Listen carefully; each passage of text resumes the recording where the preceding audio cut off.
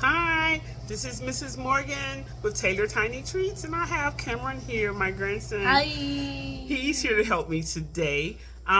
We started this process. I was in the garden getting tomatoes. Remember I told you I needed 11 pounds of green tomatoes? I didn't get 11 pounds, so I'm going to do a half a recipe before my Chow Chow because I really want to make this. So let me show you what I've done so far.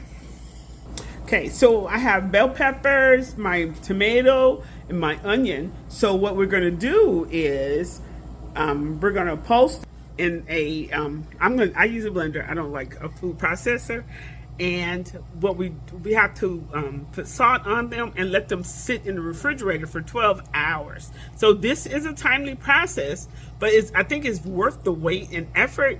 So we'll be back after tomorrow we'll continue. Yes. We'll wait 12 hours, we'll let them stand the salt, and then we'll do the next steps. All right, we'll be back. Bye. Hi, I'm back. So when I left you last, I was chopping up the vegetables, pulsing them in the blender and adding salt, and we were going to let them sit for at least 8 hours in the refrigerator. So I've done that. So this is the step we're on now. What we're doing is we took them out of the refrigerator, the vegetables, and we're draining them in a colander, and then we will put them in a pot on the stove and add the last few ingredients. Let me show you. So they're in a colander, they're draining. Let me show you the liquid that came off. You remember when we made other recipes, we never ever took them, drained the liquid off the vegetables. But we're gonna do that. We had to do that for this recipe today. Very different item. So we're putting them on the stove and we're gonna turn it on, and then we're gonna add, let me see, we have left to add 2 cups of vinegar, a tablespoon and a half of mustard, and 3/4 cup of sugar. This should be a savory item, sweet at all. Chow Chow is it's a southern vegetable, but I read the origin of that. It really came from I can't remember country, but it was brought here back in the 1800s, maybe 1700s. I can't and it started off kind of in the northern states per se, but it came down here and it's changed. It was called something else, and they had other ingredients, but the South, those people in the South, made it their own. So I'm using the traditional Southern recipe. So I'm getting started. I'll be back to show you the end result. Food.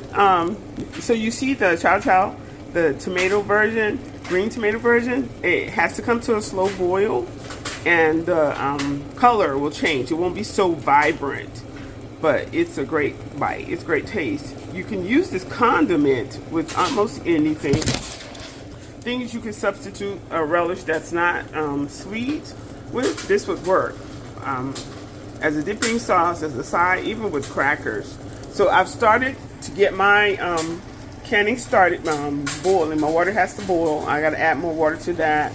And after we finish, this should take about 15 minutes. Once it comes to a slow boil, we'll let it cook for 15 minutes, then we'll take it off and we'll continue the canning process. Well, look at this. Remember I told you as it cooks down, and we cooked it approximately 15 minutes or so, it's not quite as vibrant, the colors are not so bright, but this is a beautiful color. It's still fresh. The steam is coming up. It's still really fresh. And I have boiled to sanitize my jars. Now I'm going to start to fill them. And once I've completed that process, I'll show you the end result. Okay, Cameron and I are back. We have finished the final product, so we need to let you see. But as a teacher, I could not give you incomplete thought or incomplete information about the history of Chow Chow. It came to this country again, early, depending on what country, who were here. So the Dutch had brought it, but they didn't call it that. People from England had brought it. Amish people brought it here. Also, there are people had a version from Germany and other countries. Again, they didn't call it Chow Chow, but every region of the United States that offered this they made it their own. Some people use cabbage in Chow Chow. I chose to use the tomato version because I knew I was growing tomato in my garden this summer, so I wanted to use this version.